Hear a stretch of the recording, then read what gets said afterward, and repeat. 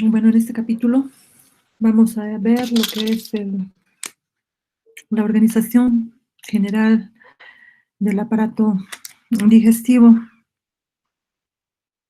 Y aunque se va a analizar cada segmento del tubo digestivo de forma separada, es importante comentar primero la organización general del mismo para comprender por qué cada uno de los segmentos no funciona como una unidad independiente. Respecto a las características histológicas comunes del tubo digestivo, comenzaremos diciendo de que, salvo la cavidad oral, todo el tubo digestivo muestra una organización histológica uniforme. Esta organización se va a caracterizar por variaciones estructurales definidas ya y que son importantes y que van a reflejar cambios en la actividad funcional. A partir de la cavidad oral, el tubo digestivo se va a asociar en 4 órganos fundamentales, que son el esófago, el estómago, el intestino delgado y el intestino grueso. Cada uno de estos órganos va a estar constituido por 4 capas concéntricas, que van a ser la mucosa, la submucosa, la muscular y la serosa o adventicia. Para empezar, de manera general, vamos a indicar que la mucosa va a tener 3 componentes fundamentales: un epitelio de revestimiento, una lámina propia o llamada también corion, que va a estar constituida por tejido conjuntivo laxo, muy vascularizado, y una capa delgada de músculo liso, a la cual se le da el nombre de la muscular de la mucosa o muscularis mucosae. En la lámina propia se van a encontrar los nódulos linfoides y algunas células inmunocompetentes que se encuentran aisladas, como ser los linfocitos, células plasmáticas y macrófagos. En la lámina, en el epitelio de revestimiento, se va a invaginar para formar glándulas que van a alcanzar la lámina propia, a las cuales se las va a llamar glándulas mucosas, o a la submucosa, la cual va a recibir el nombre de glándulas submucosas o conductos, que transportan las secreciones que llegan del hígado y del páncreas hasta la pared del tubo digestivo. Como ustedes ya saben, en la segunda porción del duodeno, hasta llegar a la luz. A nivel del estómago y del intestino delgado, la mucosa y la submucosa se van a extender hacia la luz en forma de pliegues, llamados rugosidades o pliegues, propiamente dichos. En la submucosa vamos a encontrar tejido conjuntivo, tejido conectivo laxo, a moderadamente denso y regular, con la presencia de grandes vasos sanguíneos, linfáticos y nervios que se van a ramificar hacia la mucosa y la muscular. A este nivel vamos a encontrar lo que es el plexo nervioso de Meissner y también vamos a encontrar glándulas a nivel de la submucosa del esófago y del duodeno, que son glándulas exócrinas mucosas. La muscular va a contener 2 capas de músculo liso. Las fibras musculares lisas de la capa interna se van a disponer alrededor de la luz del tubo, mientras que la capa externa lo van a hacer a lo largo del mismo, al cual se le va a denominar capa longitudinal.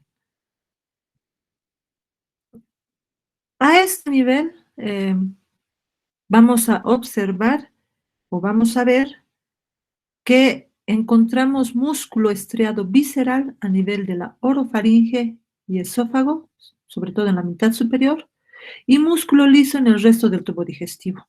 Asimismo, también en esta capa vamos a encontrar lo que es el plexo mientérico de Auerbach. La contracción de las fibras musculares lisas de la capa circular es la que va a reducir la luz del tubo digestivo. Y las fibras de la capa longitudinal son las que se van a encargar de acortar el tubo.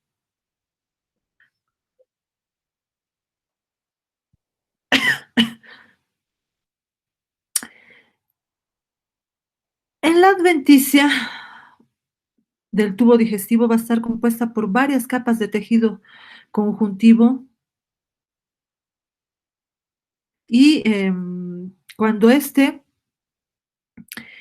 el tubo digestivo se va a encontrar suspendido de un mesenterio, la adventicia se va a convertir o va a estar cubierta por un mesotelio. ¿Qué quiere decir? Esto va a estar cubierta por un epitelio plano simple o escamoso simple, que se va a apoyar sobre una capa delgada de tejido conjuntivo. Cuando se encuentra dentro de la cavidad abdominal, es lo que se va a denominar o se va a llamar serosa o membrana serosa. Cuando esta adventicia solamente va a estar formada por tejido conectivo laxo areolar, con presencia de adipocitos, y cuando ya está dentro de la cavidad abdominal, ya está cubierta por una capa de epitelio escamoso simple, que es el mesotelio, es tejido conectivo laxo, lo que vamos a ver que se va a formar lo que es el peritoneo. Entonces, esto es a manera general que hemos visto cómo está la organización o cómo es la organización general del tubo digestivo. Ahora vamos a ir describiendo las diferentes partes que van a conformar el tubo o el aparato digestivo. Empezamos por lo que es el esófago. Y el esófago es un órgano hueco, es muscular, que va a unir la faringe con el estómago. Este va a derivar del intestino anterior caudal, donde los epitelios de revestimiento y glandular derivan del endodermo y el tejido conectivo y muscular derivan del mesodermo lateral esplácnico. Tiene una longitud de 25 centímetros y es el que va a transportar el bolo alimenticio. Una vez que atraviesa el diafragma, la adventicia que recubre a este va a tener la denominación de serosa. Y este se va a abrir a nivel del estómago, a nivel del cardias. Entonces, su mucosa, como habíamos indicado en la descripción histológica general del tubo digestivo, va a constar de 4 capas. Una mucosa, que vemos en el corte histológico, de dentro hacia afuera, con un epitelio de revestimiento, una lámina propia y una muscular de la mucosa. La submucosa, la muscular externa y la túnica serosa. Entonces, la mucosa esofágica va a estar constituida por un epitelio escamoso estratificado, no queratinizado. Va a tener subyacente a este una lámina propia de tejido conectivo laxo con vasos sanguíneos y linfáticos de pequeño calibre. A este nivel también vamos a encontrar lo que son los agregados linfoides asociados a las mucosas, sobre todo a nivel del tercio superior e inferior. Y la muscular de la mucosa, que va a estar constituido por haces longitudinales de fibras musculares lisas, que es una capa gruesa a nivel del esófago. Una característica principal es que de esta, la muscular de la mucosa, no va a existir en la parte superior del esófago, pero se va a organizar cerca del estómago. La mucosa y la submucosa del esófago no distendido van a formar pliegues longitudinales, que van a condicionar un contorno irregular de la luz de este. Conforme pasa el bolo alimenticio desde que desciende por el esófago, los pliegues van desapareciendo de forma transitoria para posteriormente eh, volverse a formar, a recuperarse gracias a la retracción de las fibras elásticas de la submucosa. En la submucosa, ¿qué es lo que vamos a encontrar? Va a albergar una red de colágenos y fibras elásticas, así como muchos vasos pequeños. En el extremo distal del esófago, los plexos venosos submucosos van a drenar en el sistema venoso sistémico y portal. ¿Qué es lo que va a pasar en este caso por encontrarse este plexo venoso a este nivel? Un aumento de la presión del sistema venoso portal, ya sea por alguna enfermedad o alteraciones crónicas a nivel del hígado, va a condicionar a una dilatación de estos senos venosos que se encuentran a nivel de la submucosa, con la consiguiente aparición de las varices esofágicas. La rotura de estas varices o la ulceración de la mucosa suprayacente puede ocasionar una hemorragia esofágica o gástrica, la cual se va a manifestar con vómitos de color rojo, a lo cual se denomina hematemesis, son vómitos con sangre. Ahora, en el esófago van a existir glándulas submucosas y mucosas, cuya función va a ser la de producir de forma continua una capa delgada de moco que va a lubricar la superficie del epitelio. A nivel de la muscular externa o a nivel de los cortes histológicos que observamos estas glándulas con la tinción de Mayer-Yazan a 400 aumentos, donde vemos el epitelio escamoso, estratificado, no queratinizado, la muscular de la mucosa, su lámina propia, y observamos estas glándulas tubulares en la submucosa, que se van a encontrar por debajo de la muscular de la mucosa o muscularis mucosae, y estas se van a organizar en pequeños lobulillos drenando por un conducto único, como vemos acá. Los acinos van a estar revestidos acá por dos tipos de células secretoras, unas de tipo mucoso y otras de tipo seroso. Las primeras, las de tipo mucoso, van a tener en su citoplasma gránulos secretores con lisocimas. A nivel de las glándulas tubulares que encontramos a nivel de la mucosa, estas se parecen a las glándulas cardiales del estómago. Es por esa razón que se les da el nombre de glándulas cardiales esofágicas. Ahora, la composición de las capas circular interna y longitudinal externa de la capa muscular van a mostrar variaciones dependiendo del dónde se encuentra o en qué segmento del esófago se encuentra. En el tercio superior vamos a observar, vamos a ver, va a estar constituida por músculo estriado.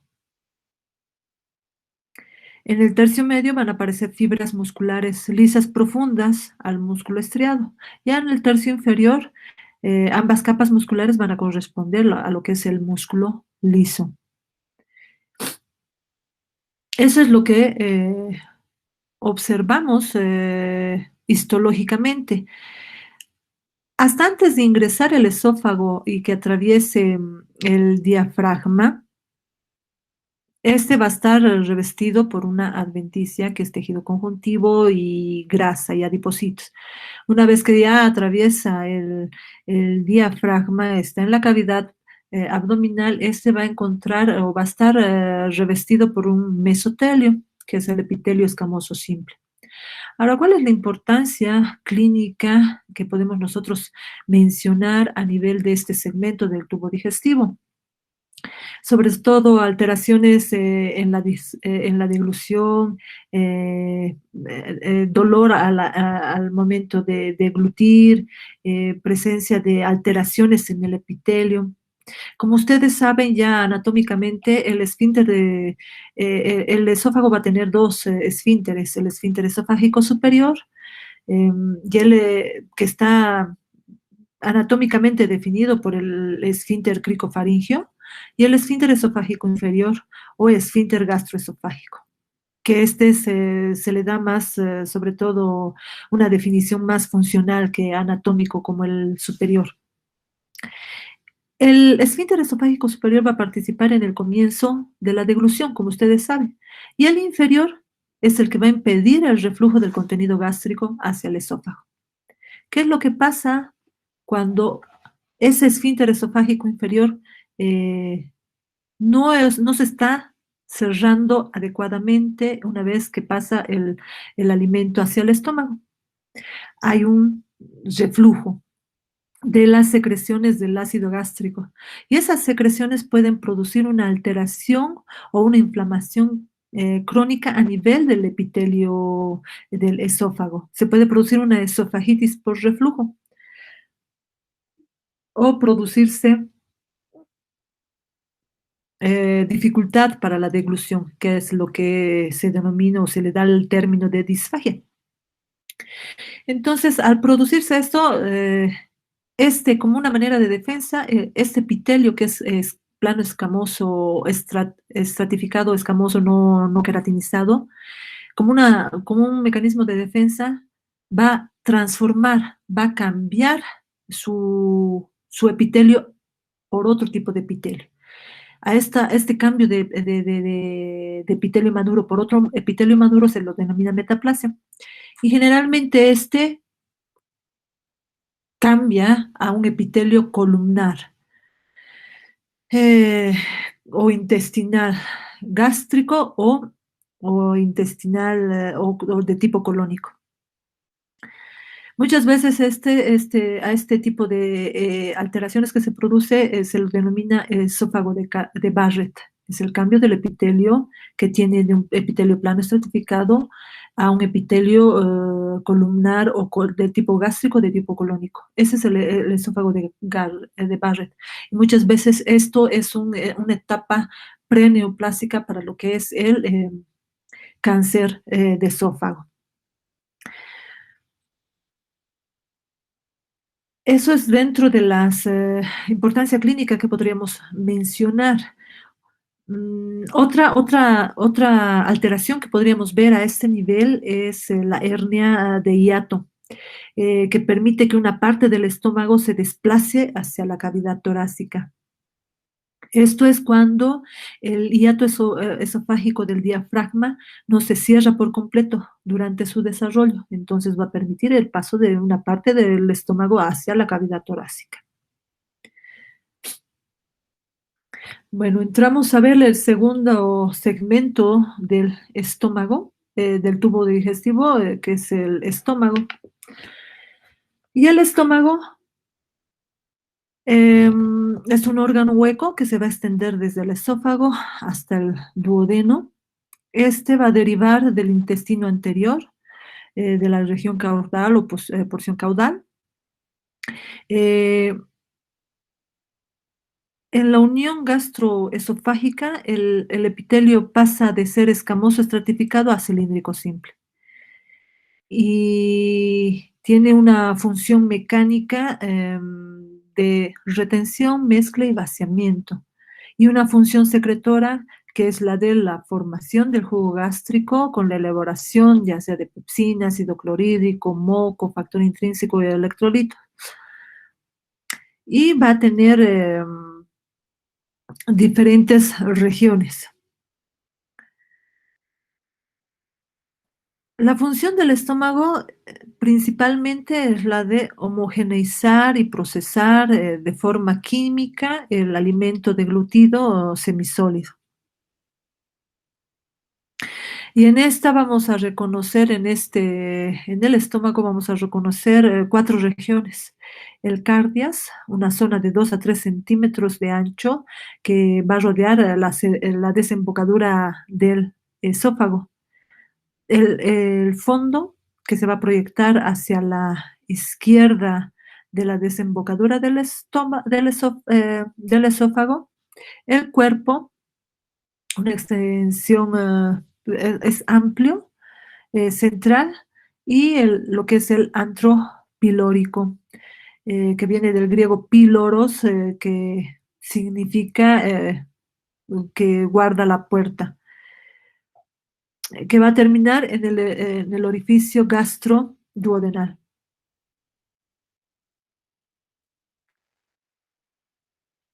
Entonces, macroscópicamente nosotros vamos a observar que cuando se encuentra este vacío, va a mostrar múltiples pliegues mucosos o gástricos o rugosidades que van a estar revestidas de criptas gástricas o también se las denomina fobiolas.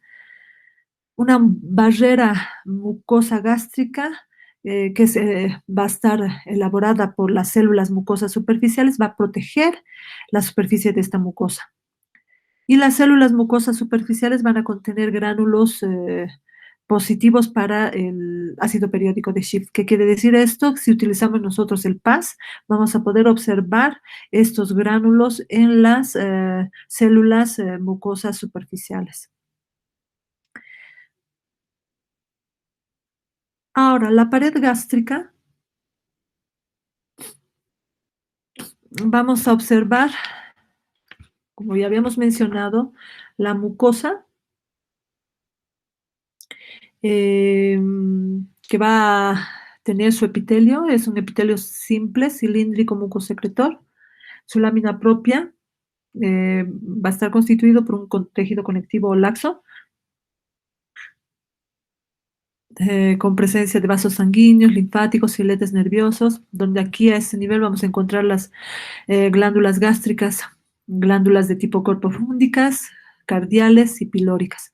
A este nivel también vamos a encontrar los agregados linfoides asociados a las mucosas, los GALT a nivel del tubo digestivo y la muscular de la mucosa, que va a estar constituido por músculo liso, eh, una capa circular interna y una capa longitudinal externa.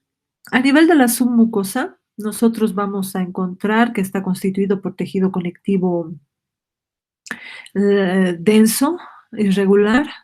Vamos a encontrar igual adipocitos, vasos sanguíneos, y a ese nivel encontramos lo que es el plexo de Meissner. En la muscular externa vemos que está constituido por músculo liso, una capa interna oblicua a media circular y una capa externa longitudinal. Y a este nivel, entre las dos capas, encontramos lo que es el plexo mientérico de Auerbach. Y la serosa, que es recubierta por el peritoneo. Ahora acá las glándulas vamos a ver que va a tener tres regiones.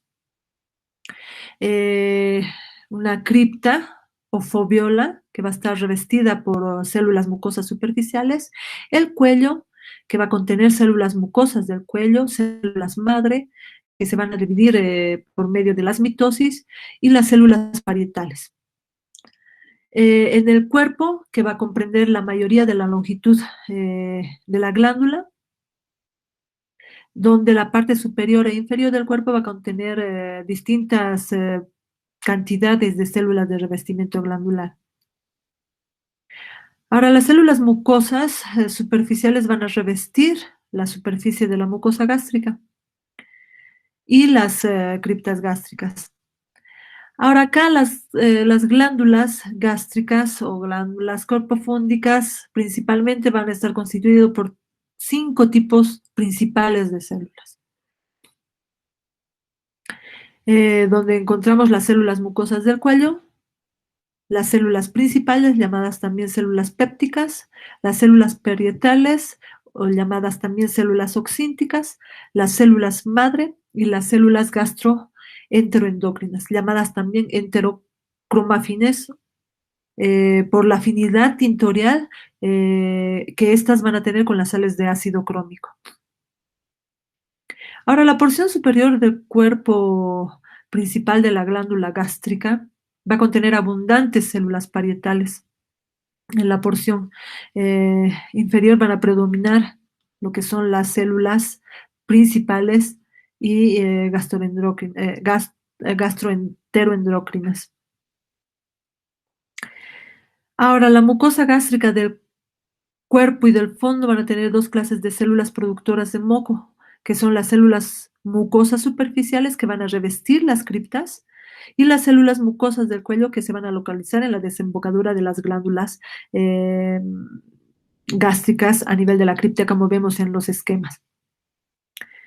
Ambas células van a producir mucinas de alto peso molecular. Como vemos acá, esta es la región corpofúndica, vemos cómo está constituido el epitelio, su mucosa, que va a estar constituido por el epitelio, su lámina propia y la muscular mucosae. La lámina propia es todo esto que observamos en el corte, en un corte longitudinal. La submucosa por debajo de este. Entonces, ¿qué vamos a observar en los cortes? Observamos las foveolas o criptas o fositas gástricas, que son invaginaciones del epitelio gástrico. Y en su fondo vamos a encontrar que se van a abrir hacia las glándulas gástricas. A 400 aumentos observamos ya a 600 aumentos estas fositas gástricas o foveolas o criptas gástricas. En las glándulas corpofúndicas vamos a encontrar lo que habíamos mencionado, las células parietales. Y estas células parietales son las que van a producir el factor intrínseco.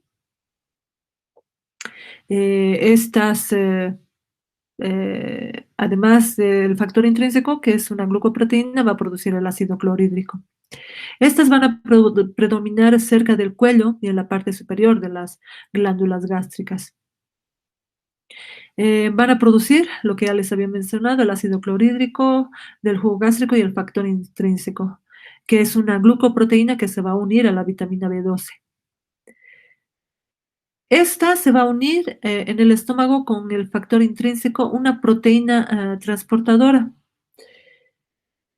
Y a nivel del intestino delgado, el complejo vitamina B12, factor intrínseco, se une a otro receptor para en la superficie de los enterocitos, sobre todo a nivel del ilion, y va a ser transportado hacia el hígado a través de la circulación portal.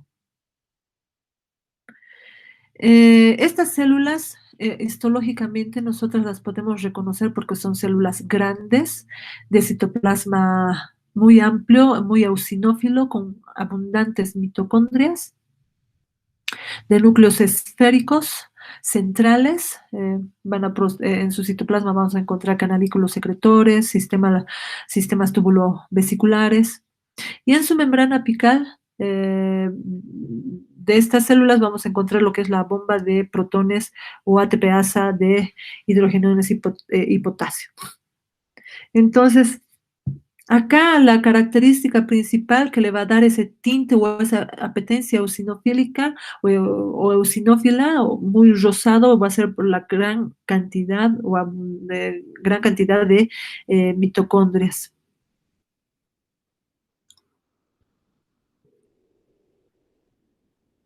Las glándulas principales o oxínticas, estas glándulas son células secretoras serosas, van a predominar lo que es en el tercio inferior de la glándula gástrica. No existen células principales en las glándulas cardiales y es muy raro encontrar a nivel del antro pilórico. Ahora, desde el punto de vista estructural, las células principales se van a parecer a las células simógenas del páncreas exógeno. Van a tener gran cantidad de retículo endoplásmico rugoso.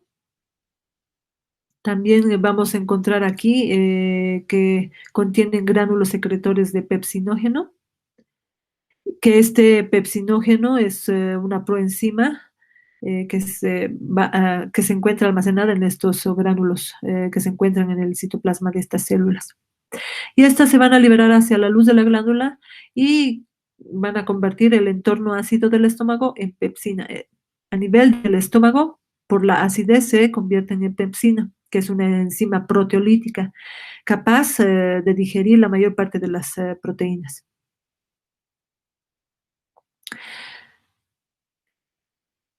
Entonces, a diferencia de las células parietales, como vemos en el corte histológico, las células parietales las reconocemos por esa apetencia tintorial, ese citoplasma eosinófilo que presentan y las células y sus núcleos que se encuentran en la parte central. Son citoplasmas muy rosados que nosotros fácilmente podemos reconocer en un corte histológico, al igual que las células principales que se van a parecer más hacia las células simógenas del páncreas. En las glándulas corpofúndicas vamos a ver también que vamos a encontrar a este nivel a las células mucosas del cuello, que son células secretoras, mucosecretoras, que van a producir ya lo que se había mencionado anteriormente, van a producir un moco que es soluble, sulfatado y líquido, y que se van a encontrar principalmente esas células mucosas a nivel del cuello glandular. Es así también que vamos a ver también el otro tipo de células, que son las células enteroendocrinas o gastroenteroendocrinas. Estas principalmente se las denomina así por la apetencia tintorial que presentan estas. Ahora, la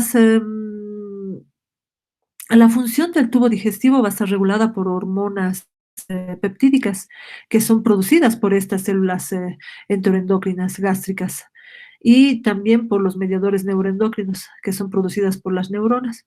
Estas hormonas peptídicas son sintetizadas por las células gastroendocrinas que se encuentran dispersas en la mucosa del estómago y en el colon. Estas van a ser miembros del sistema APUT, ¿no?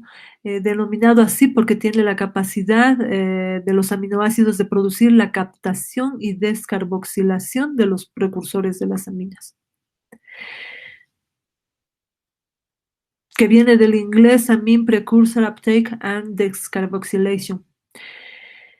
Como no todas estas células van a acumular precursores de aminas, el nombre de APUT ha sido reemplazado por el nombre o por el término de SNET, que significa Sistema Neuroendocrino Difuso.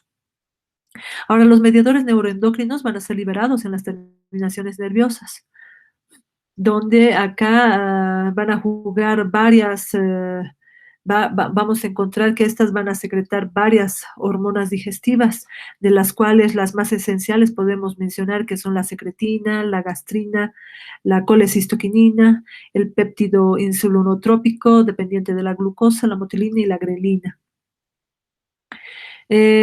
Donde la secretina fue la primera hormona peptídica descubierta y que se ha liberado por las células de las glándulas duodenales del Lebercún, cuando éstas alcanzan el duodeno, lógicamente. La secretina va a estimular la liberación pancreática y duodenal del bicarbonato a nivel de las glándulas de Brunner y la liberación del líquido para controlar así la secreción ácida gástrica. Y así poder regular lo que es el pH del contenido duodenal. Ahora, la secretina junto con la colecistoquinina van a promover el crecimiento del páncreas exócrino. Además, esta va a estimular la secreción del pepsinógeno por las células principales y van a inhibir la gastrina para reducir la secreción del ácido clorhídrico en el estómago. Ahora, ¿qué es lo que hace la gastrina? Va a ser producida por las células G del antro pilórico y en esta se han descrito tres tipos de formas de gastrina, que es la gastrina pequeña o G17, la gastrina grande o G34 y la minigastrina o G14.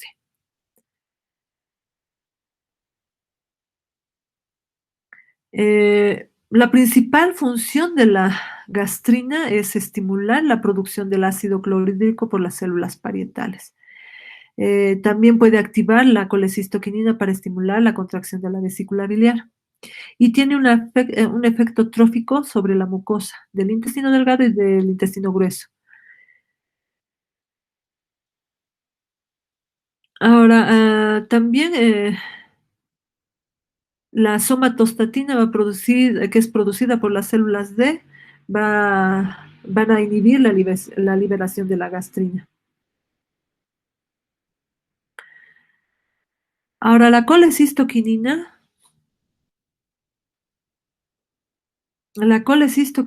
se va a producir a nivel del duodeno, va a estimular la contracción de la vesícula biliar y la relajación del esfínter de Oddi.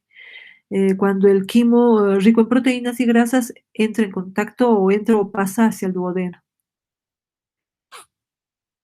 El péptido insulinotrópico dependiente de la glucosa o GIP, antes llamado péptido inhibidor gástrico, se produce en el duodeno. Este va a estimular la liberación de la insulina y cuando este detecta glucosa, sobre todo a nivel del intestino delgado. La motilina va a liberar o se va a liberar durante el ayuno en la parte proximal del intestino delgado y va a estimular la motilidad digestiva. La liberación de la motilina es regulada por un mecanismo de control principalmente neural. Ahora, la otra hormona es la grelina, que se produce a nivel del fondo del estómago. Este se va a unir a receptores que están presentes en las células secretoras de la hormona del crecimiento de la adenopófisis. Esta grelina estimula la secreción de la hormona del crecimiento y sus concentraciones en la sangre van a aumentar durante el hambre generada por el ayuno. Ahora, cuando encontramos nosotros concentraciones plasmáticas de grelina que se encuentran aumentadas en pacientes, sobre todo en el síndrome de Prader-Willi, vamos a ver que las concentraciones de estas van a estar, vamos a encontrar en mayor cantidad, sobre todo a este nivel o en este síndrome. Entonces, en la región pilórica, ¿qué es lo que vamos a observar?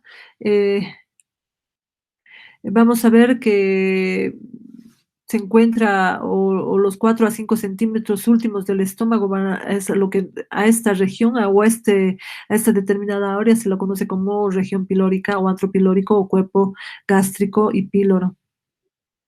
Acá vamos a ver las fositas gástricas profundas, que son. Vamos a ver también que las glándulas tubulares van a ser más desarrolladas o enrolladas o ramificadas.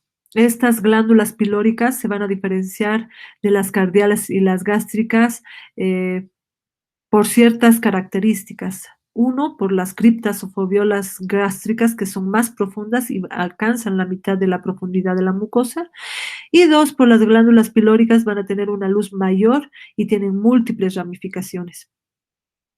El tipo de celular que va a predominar en la glándula pilórica es una célula secretora de moco, que se parecen a las células mucosas del cuello y de las glándulas gástricas.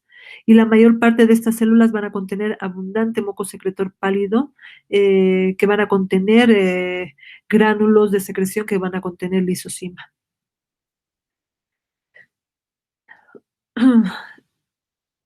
También vamos a encontrar a este nivel células enteroendocrinas, células G, que van a ser productoras de gastrina, quienes son las que van a estimular a las células parietales.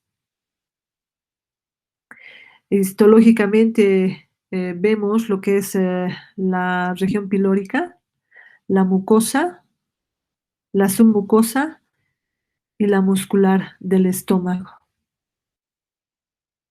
A 400 aumentos y a 600 aumentos. Ahora, ¿qué importancia clínica nosotros podemos encontrar a este nivel o lo en esta parte del tubo digestivo? Eh, el síndrome de Zollinger-Ellison, que son aquellos pacientes con presencia de tumores secretores de gastrina, a lo que se les denomina gastrinomas o síndrome de Zollinger-Ellison. Acá va a haber una hiperplasia, hipertrofia, un crecimiento de las células y el aumento de tamaño de la región fúndica y gástrica y un incremento, por ende, de la secreción del ácido a este nivel. Donde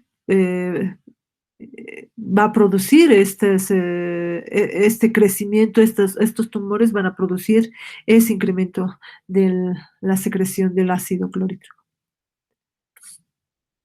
Entramos a ver lo que son el siguiente segmento, que es el intestino delgado. Y en el intestino delgado vamos a ver que es un segmento más largo del tubo digestivo, que va a estar constituido principalmente por 3 segmentos, ¿no? El duodeno, yeyuno, ilio. Este va a derivar del intestino primitivo, el duodeno de los intestinos anterior y medio, y las asas del yeyuno ileales del intestino medio.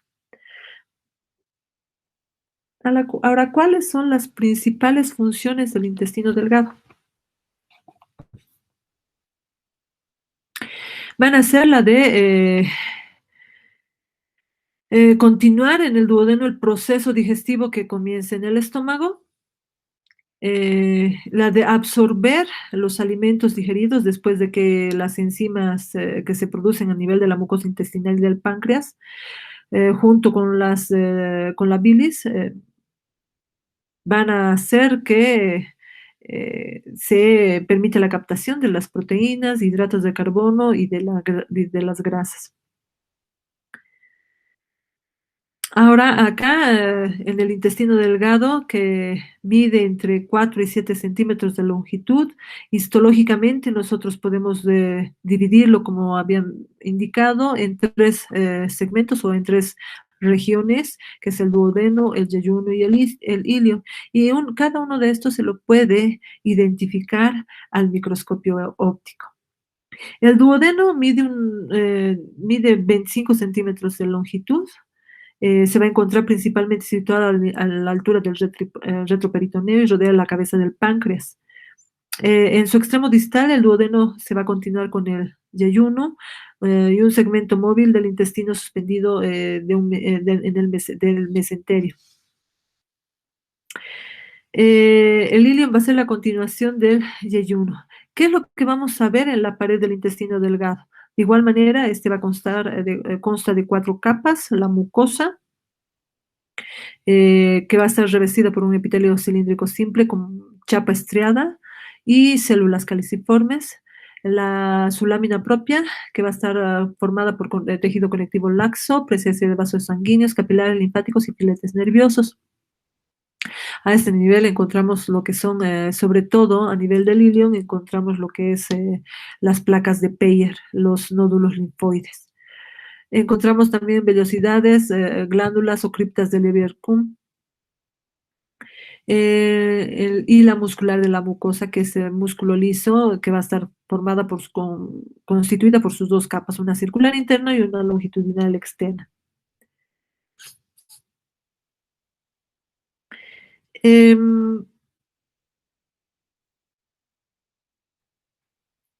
La muscular externa o la muscular propiamente dicha va a estar formada por músculo liso, una capa circular interna y una longitudinal externa, y aquí encontramos, al igual que en el resto del tubo digestivo, el plexo mientérico de Auerbach y su serosa, porque va a estar revestida por peritoneo. Entonces, ¿cuál es em, la principal función, ¿no? De la pared del intestino? El aumento de la superficie total de la mucosa va a reflejar la función de absorción del intestino delgado. El, acá el área de superficie absortiva de la mucosa se amplía mediante cuatro grados de plegamiento. Uno son los pliegues circulares, llamadas las válvulas de Kerckring. Dos son las vellosidades intestinales. Tres son las glándulas intestinales y cuatro las microvellosidades en la superficie apical del epitelio de revestimiento de los enterocitos. Entonces, esas son las principales características o las cuatro principales características, aparte de la longitud del tubo de este segmento del intestino delgado, son las que van a aumentar la superficie de absorción de todo lo que se procesa en el estómago, pasa al intestino delgado, es donde se reabsorbe todo lo útil para nuestro organismo y se va a desechar lo que no va a ser útil para llegar a lo que es el, hacia el intestino grueso. Entonces, en las vellosidades eh, intestinales, que son proyecciones o evaginaciones de la mucosa del intestino, como vemos acá, a manera de dedos, eh, a manera digitiforme, vamos a ver eh, esta característica que va a presentar el intestino delgado. Asimismo, la longitud de estas velocidades va a depender del grado de distensión de la pared intestinal y de la contracción de las fibras musculares lisas en el eje de las velocidades. Ahora, las criptas, como observamos acá, que van a ser evaginaciones de la mucosa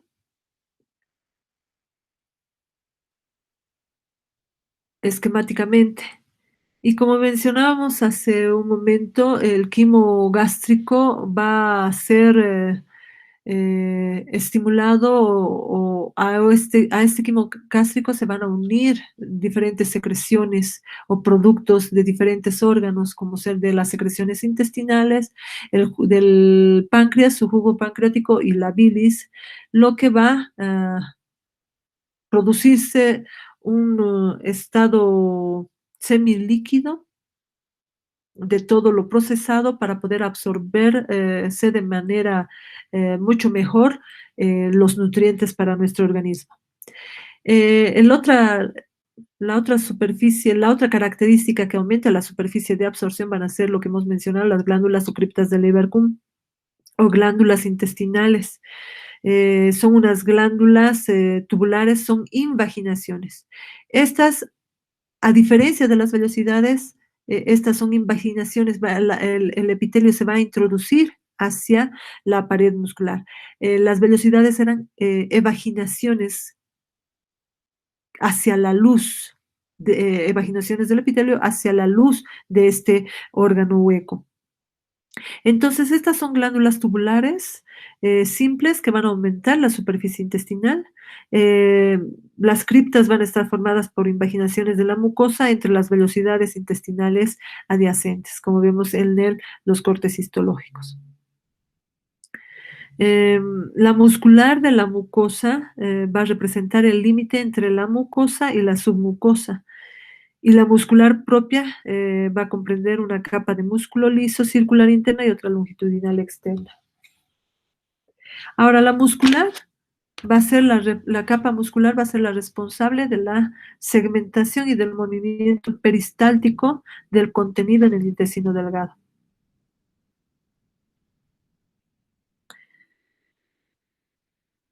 Como observamos acá, las vellosidades y lo que veíamos acá, las glándulas o criptas de Leverkuhn a 400 aumentos. Unas van a ser evaginaciones del epitelio y las otras son invaginaciones del epitelio.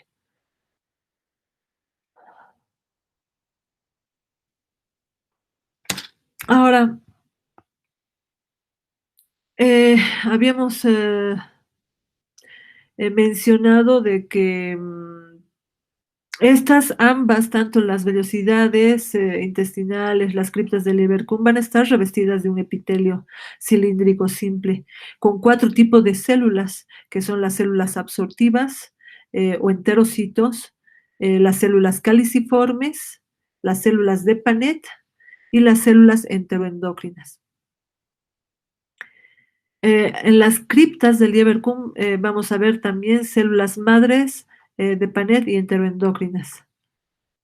Las células absortivas intestinales o enterocitos del intestino son células cilíndricas eh, con presencia de microvellosidades en la superficie apical, a lo que se le da el nombre de en chapa estriada. Eso en los cortes histológicos nosotros podemos observar claramente a esa chapa estriada, a esas microvellosidades que emergen o que se presentan en la superficie apical de las células.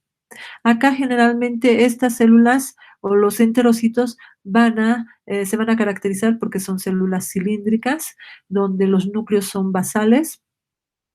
¿Qué quiere decir esto? Se van a encontrar a nivel o en la base, por encima de lo que es la membrana basal. Son ovoides y vamos a poder observar que alternan estos enterocitos con las células caliciformes.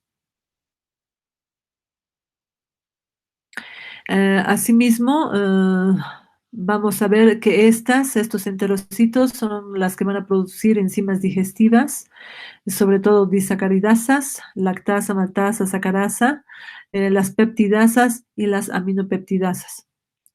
Estas van a absorber diferentes nutrientes, agua y electrolitos. Ahora, la glándula, a este nivel del epitelio, de las vellosidades y del epitelio, de las vellosidades y de las glándulas del Lieberkühn, es lo que estamos nosotros haciendo la descripción de estas células. A nivel de las glándulas, a nivel de, sobre todo, de las glándulas del Lieberkühn, nosotros vamos a encontrar las glándulas unicelulares exócrinas, como ustedes ya saben, o las glándulas, las células unicelulares o células caliciformes, por la estructura que presentan o la forma que tienen en forma de cáliz o copa, se le da el nombre de células caliciformes, que son de base estrecha, como vemos acá, y con un contenido o que están conteniendo estas al núcleo y una región apical con gránulos de mucígeno. Estas son células mucrosecretoras y son las que estas vamos a encontrar en mayor cantidad a nivel del ilium. Otras células que vamos a ver o nombrar son las células madres, intestinal o células intermedias. Estas se van a encontrar en la mitad basal de las glándulas intestinales o del Lieberkühn. Son células jóvenes con capacidad amplia de mitosis y de diferenciación en otras células. Nosotros podemos ver con tinciones especiales, con de inmunofluorescencia, lo que son las células madres intestinales. Otras células son las células M, que se van a ubicar en el epitelio del sitio que revisten,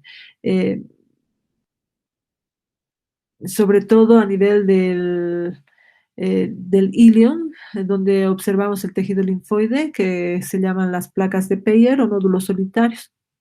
Estas células M van a presentar micropliegues apicales, son las que van a incorporar antígenos y los que van a transportar hasta el corion para que sean reconocidas por los linfocitos T CD4. Son células presentadoras de antígenos para el sistema inmunológico. Otra, como decía, anteriormente las células caliciformes como habíamos mencionado acá, son las que van a producir moco y se van a aparecer dispersas entre los enterocitos del epitelio intestinal.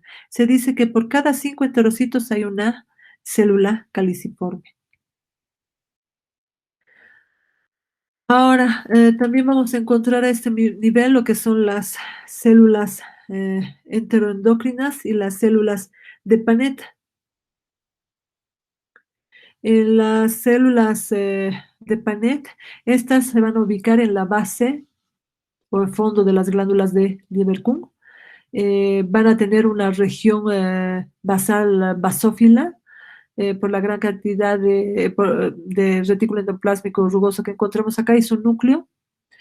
En su región apical va a presentar gránulos acidófilos ricos en arginina y son células muy acidófilas. ¿Cómo las vamos a reconocer a las células de Panet? Por la cantidad de gránulos que va a contener en su citoplasma. Y estos gránulos van a contener enzimas antibacterianas, van a contener lisocima, van a contener defensinas y son las encargadas de regular la flora bacteriana intestinal. Las células enteroendocrinas van a ser de tamaño variable y forma ovoide o piramidal. Estas, además de su función digestiva que van a cumplir en el tubo digestivo, estas van a tener diferentes características funcionales y estructurales a nivel del tubo o segmento digestivo superior. Estas tienen una forma ovoide piramidal y se van a identificar principalmente con la técnica de inmunistoquímica. Con la tinción universal, nosotros no podemos observar estas células enteroendocrinas. Entonces, para ver las características de estas necesitamos de otra técnica. Estos van a presentar gránulos basales que contienen péptidos hormonales, contienen colecistoquinina, secretina, motilina, etcétera.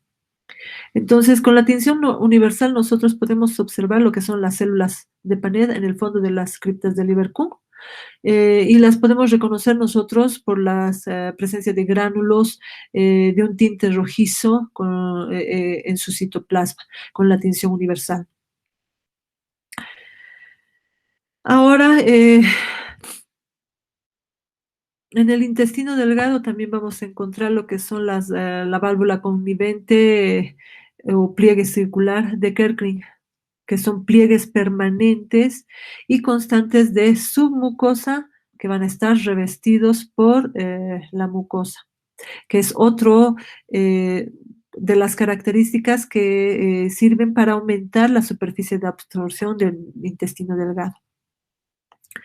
Entonces, nosotros podemos reconocer lo que son histológicamente, les había indicado que se puede reconocer estos tres diferentes segmentos del duodeno, el yeyuno y el ilio, que son característicos, van a tener rasgos distintivos que van a permitir su reconocimiento con el microscopio óptico. Es así que en el duodeno se va a extender como ustedes saben, desde la región pilórica del estómago a la unión con el yeyuno y muestran las siguientes características. Va a contener sobre todo lo que son las glándulas de Brunner. A nivel de la submucosa, estas glándulas son mucosas tubuloacinares y van a producir una secreción alcalina. Esta secreción va a neutralizar el quimo procedente del estómago. En este segmento las velocidades son cortas y anchas, en forma de hoja, perdón. Acá va a estar rodeada de una serosa incompleta y una adventicia extensa. A nivel del duodeno, se va a recoger lo que es la bilis y las secreciones pancreáticas transportadas por los conductos colédoco y el pancreático, respectivamente. Ahí vamos a encontrar lo que es el esfínter de Oddi, que se localiza en la porción ampollar terminal de estos conductos, y en la base de las criptas del Lieberkühn vamos a encontrar lo que son las células de Panet. Es por estas características ¿Qué podemos reconocer nosotros? Más que se trata de un segmento que ese segmento se llama, que es el duodeno, principalmente por las velocidades que son cortas, a manera de hojas. Vamos a encontrar en el fondo de las criptas de Lieberkühn lo que son las células de Panet. También vamos a ver lo que son a nivel de las submucosas, las glándulas de Brunner, que es la principal característica para decir que se trata de ese corte, que se trata de un duodeno, del duodeno, además de estas otras características ya mencionadas. A nivel del, a nivel del yeyuno, vamos a ver que tiene velocidades largas, digitiformes, que tienen un vaso quelífero bien desarrollado en el eje de cada velocidad. En este caso, en el yeyuno, este no va a contener las glándulas de Brunner a nivel de la submucosa, que es una de las características para reconocer. Acá podemos identificar las placas de Peyer en la lámina propia, aunque a nivel del yeyuno no son tan llamativas como es en el ilium. Estas son características, estas placas de Peyer van a ser características del ilium. Acá también vamos a encontrar las células de Panet en la base de las criptas de Lieberkühn. A nivel del ilium, en el ilium, la característica principal, déjenme ver si tengo acá un corte histológico. La característica principal va a ser acá.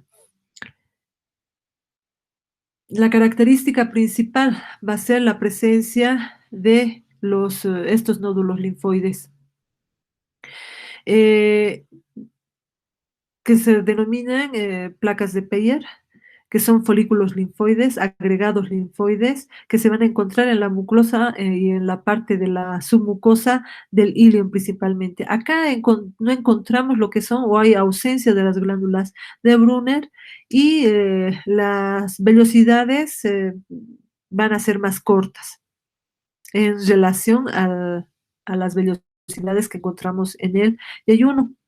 Son otros rasgos característicos del ilium. De igual manera, vamos a poder encontrar acá, al igual que el ilium y el duodeno, lo que son las células de Panet en el fondo de las criptas de Lieberkühn. Entonces, acá observamos las tres características histológicas en los diferentes, en estas tres regiones del intestino delgado. En el duodeno vamos a nosotros poder reconocer por las glándulas de la submucosa, que son las glándulas de Brunner, que se trata de duodeno, las velocidades van a ser más cortas, y también vamos a observar en el fondo de las criptas de Lieberkühn las células de Panet. A nivel del yeyuno, las velocidades van a ser más largas. Vamos a poder observar, acá ya no encontramos lo que son las glándulas de Brunner a nivel de la submucosa. Podemos encontrar uno que otro folículo linfoide. Y a nivel de las glándulas, del fondo de las glándulas de Lieberkühn, vamos a encontrar lo que son las células de Panet. Y estas van a tener en la parte central de las velocidades lo que son los vasos quelíferos. A nivel del duodeno, la característica principal, lo que ya había mencionado, es los nódulos linfoides o placas de Peyer, que es la característica para poder nosotros reconocer y decir que se trata de este segmento al microscopio óptico. Entonces, en el intestino delgado, nosotros vamos a poder observar que va a aumentar la superficie de absorción por cuatro estructuras principalmente. Uno, la longitud va a ser, otro, las microvelocidades que vamos a encontrar, o la chapa estriada que vamos a observar en la porción apical de las células, las velocidades, las válvulas connicventes de Kerckring y las glándulas de Lieberkühn. Todas estas estructuras son las que van a aumentar la superficie de absorción a nivel del intestino delgado. Y acá vamos a poder observar con a nivel de la submucosa, el plexo de Meissner, el plexo nervioso de Meissner. Con la tinción de universal vemos este mismo plexo nervioso o a nivel de la capa muscular, el plexo mientérico de Auerbach.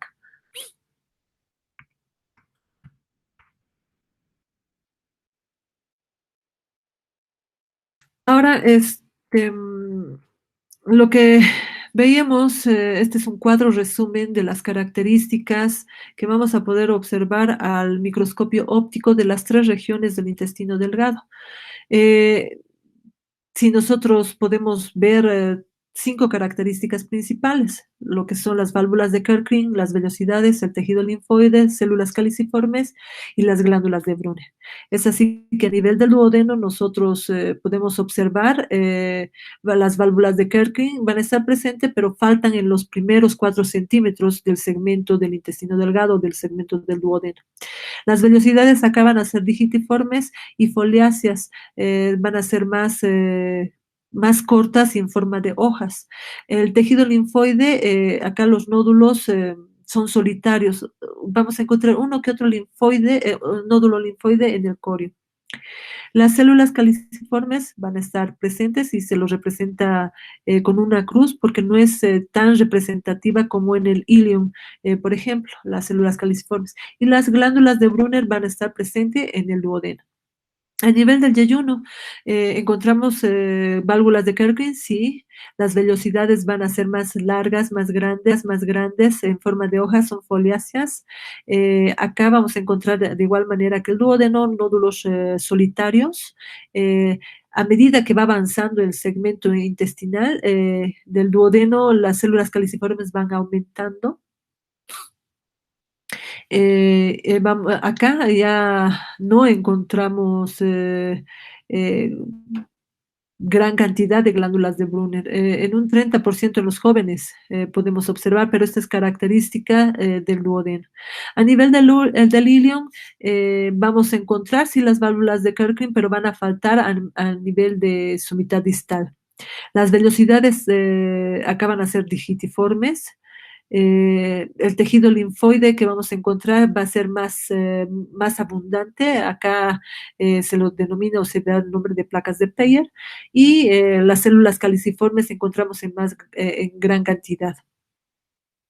Las glándulas de Brunner no vemos a este nivel de este segmento intestinal a nivel del ilium. Entonces, esto ha sido un cuadro resumen. ¿Qué es lo que podemos encontrar? Histológicamente nosotros podemos observar y poder diferenciar los rasgos característicos de estas regiones del intestino delgado. Y es así que al microscopio óptico nosotros podemos decir que se trata ya sea de duodeno o yeyuno o ilio. ¿Cuál es la importancia clínica a nivel del intestino delgado? ¿Qué es lo que podemos ver que con mayor frecuencia puede pasar a nivel de este segmento? Entonces nosotros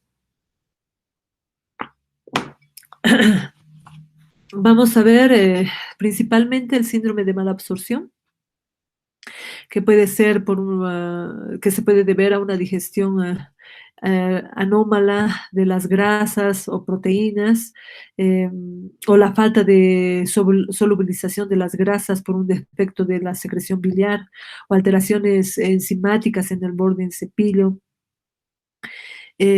o por alteraciones o defectos en el transporte por parte de los enterocitos. Estos síndromes de mala absorción van a afectar muchos sistemas orgánicos y van a se va a producir anemia cuando no se puede conseguir la absorción de la vitamina B12, hierro u otros cofactores. También se van a desarrollar alteraciones del sistema musculoesquelético cuando no se van a observar proteínas calcio, vitamina D. Una característica clínica típica de estos síndromes de mala absorción va a ser en la diarrea. Esa es la manifestación principal cuando se trata de un síndrome de mala absorción. un signo que va a ser la presencia de diarrea. Ahora vamos a hablar lo que es del segmento del intestino grueso. Y este va a estar constituido por el apéndice vermiforme, el ciego, el colon, mismo que, como ustedes anatómicamente ya saben, es un colon, va a estar constituido por el ciego, el apéndice, el ciego, el colon ascendente, el colon transverso, el colon descendente y el colon sigmoide recto y el conducto anal. Entonces, en el intestino grueso, vamos a poder observar que a diferencia del resto, va a derivar del intestino medio, sobre todo de la rama caudal de la asa intestinal primitiva. El apéndice, el ciego y el colon ascendente, eh, junto al tercio proximal del colon transverso, van a derivar del intestino medio. Del intestino posterior se va a formar el tercio distal del colon transverso, el colon descendente y el colon sigmoide recto y el conducto anal. Acá lo que es, no vamos a poder encontrar pliegues circulares ni vellosidades intestinales una vez que se sobrepasa la válvula ileocecal. En la mucosa del colon es típico encontrar numerosas glándulas tubulares rectas eh, o criptas del Lieberkühn.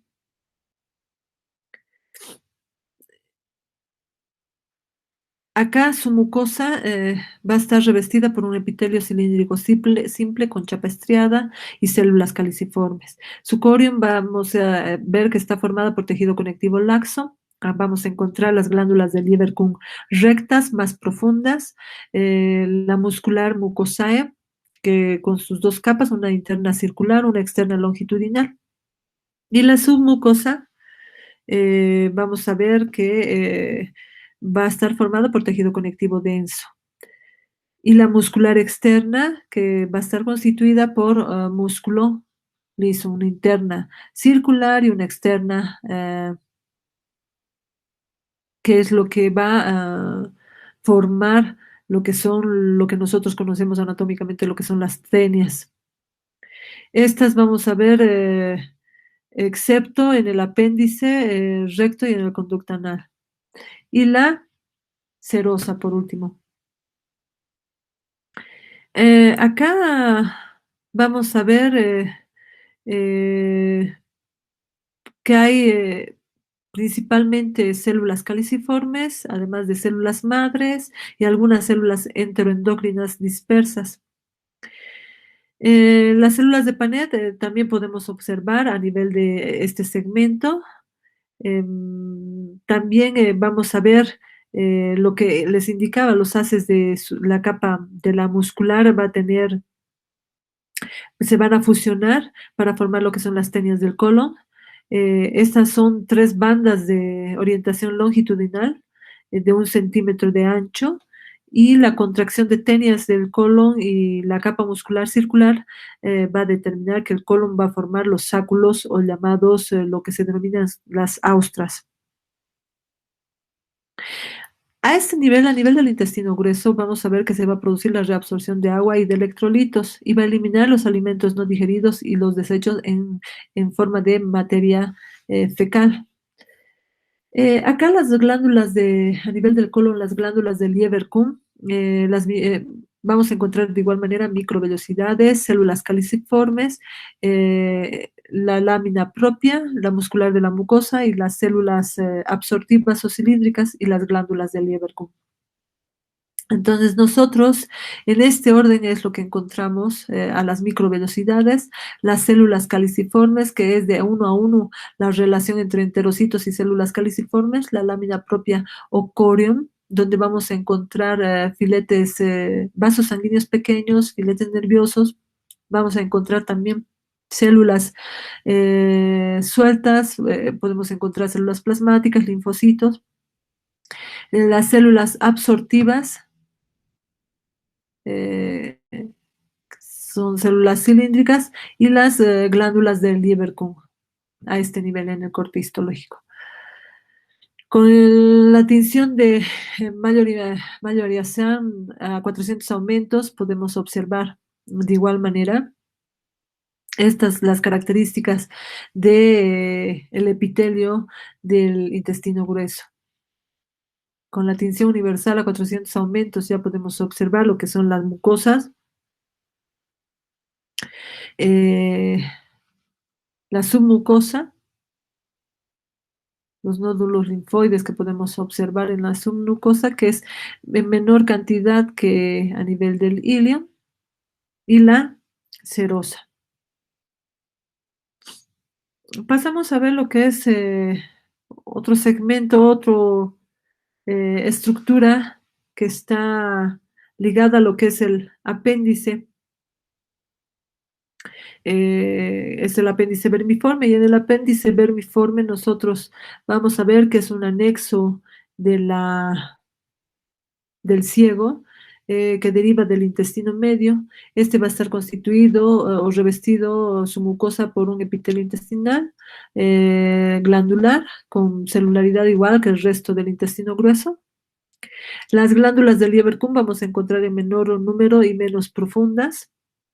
En el corion vamos a ver folículos linfoides grandes con centros germinativos, tejido linfoide que va a empujar y desplazar a las glándulas.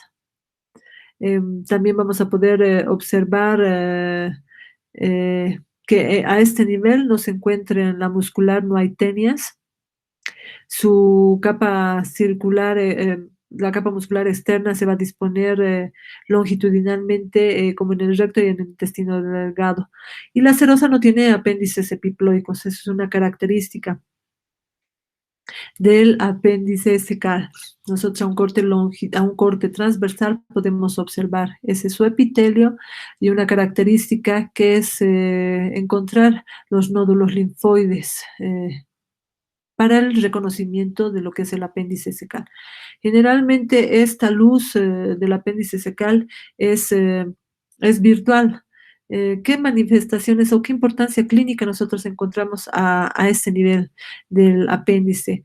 Lo principal, las inflamaciones. Y a este nivel solamente vamos a encontrar que hay inflamaciones agudas, no hay inflamaciones crónicas. A la inflamación de esto se lo denomina apendicitis aguda. Y esa apendicitis se puede dar por ya sea por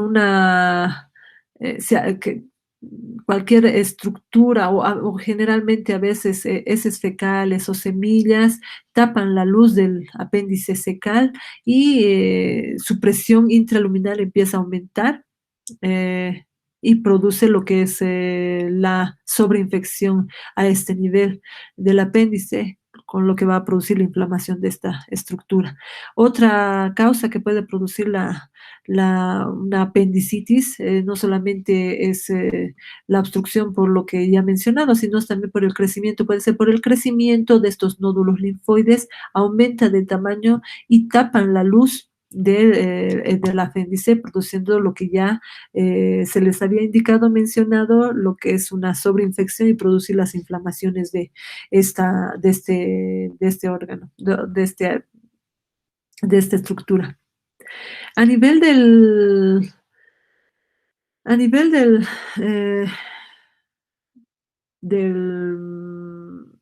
del colon, ¿qué importancia clínica principalmente nosotros podríamos mencionar? Que es la enfermedad de Hirschsprung, que va a producirse por ausencia del sistema nervioso entérico en un segmento del colon distal. Este va a producir o ocasionar estreñimiento grave y con la dilatación del colon del segmento afectado.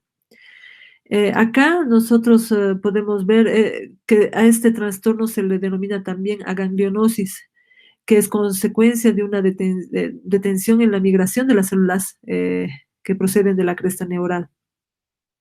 Entonces, nosotros no vamos a encontrar presencia del plexo, ni de Meissner ni de Auerbach en este trastorno.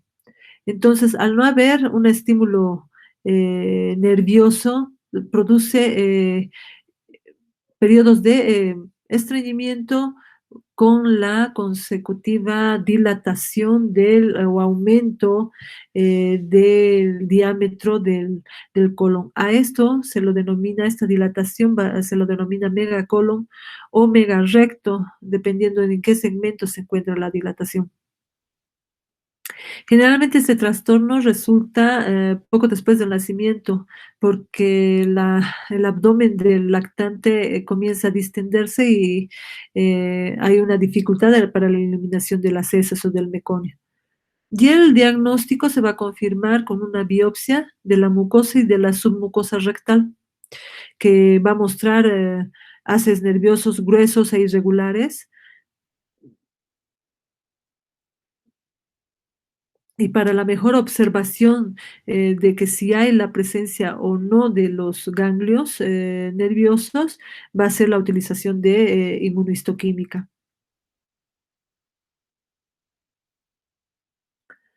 A nivel del recto, nosotros podemos ver que es la porción terminal del tubo digestivo, es una continuación del recto sigmoides o del segmento sigmoides del colon y va a tener dos partes, una parte superior o recto propiamente dicha y una parte distal o conducto anal. La mucosa acá va a ser más gruesa, con venas prominentes y las criptas acá van a ser más largas que en el intestino delgado. Y estas van a estar revestidas principalmente de células caliciformes. En el conducto anal, estas criptas van desapareciendo de forma gradual y la serosa va a estar sustituida por una adventicia. Ya en el conducto anal se va a extender desde la unión ano-rectal hacia el ano. Y una característica de esta mucosa, de este conducto, es que va a disponer de 8 a 10 columnas anales longitudinales, eh, donde su base va a corresponder a con la línea pectínea. Ahora, acá nosotros podemos también ver que las glándulas mucosas anales van a desembocar en cada seno y eh, este va a estar revestido por un epitelio cilíndrico simple de la mucosa rectal, que es sustituido posteriormente por un epitelio escamoso estratificado. A esta zona de transformación epitelial tiene una importancia clínica fundamental en la patología del origen de los adenocarcinomas colorectales, que se van a originar por encima de la zona de transformación, mientras que los carcinomas epidermoides, que son parecidos a la piel o a la epidermis, lo van a hacer por debajo de esta misma, del conducto anal. Ahora, en el ano vamos a ver que hay una capa circular interna de músculo liso que se hace más gruesa para generar lo que es el esfínter anal interno. La capa muscular longitudinal se va a extender por encima del esfínter y se va a unir a lo que es el tejido conjuntivo. Por debajo de esta región, la mucosa va a corresponder a un epitelio escamoso, estratificado, con algunas glándulas sebáceas y sudoríparas en la submucosa, que son las glándulas perianales, que son similares a las glándulas sudoríparas de la axila. Y el esfínter anal externo va a estar formado por un músculo esquelético y se va a localizar dentro del músculo elevador del ano. Entonces, esto es, como había mencionado a un principio, en qué segmentos o en qué lugares nosotros podemos encontrar todavía músculo esquelético. Uno es en el esófago y otro es a nivel de la porción del esfínter anal externo.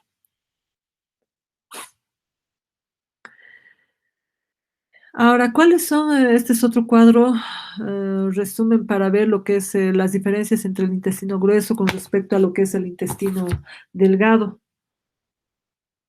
Y acá en el intestino grueso, bueno, la mucosa no va a tener vellosidades. Las glándulas de Lieberkühn son rectas, profundas, largas. Acá vamos a encontrar mayor número de células caliciformes y en el apéndice estas van a ser muy pocas. A nivel de la submucosa, no vamos a encontrar las válvulas conniventes de Kerkring, no tiene glándulas. A nivel de la muscular externa, la capa circular interna eh, va a tener, va a formar tres bandas o tenias. A nivel del apéndice y en el recto, la externa es longitudinal. La serosa vamos a encontrar que va a formar o se van a desprender de esta capa lo que son los apéndices epiploicos. Y a nivel del apéndice y del recto, no vamos a encontrar esto. Entonces, estas son las características fundamentales para poder nosotros reconocer lo que es el intestino grueso con respecto a lo que es el intestino delgado. Gracias.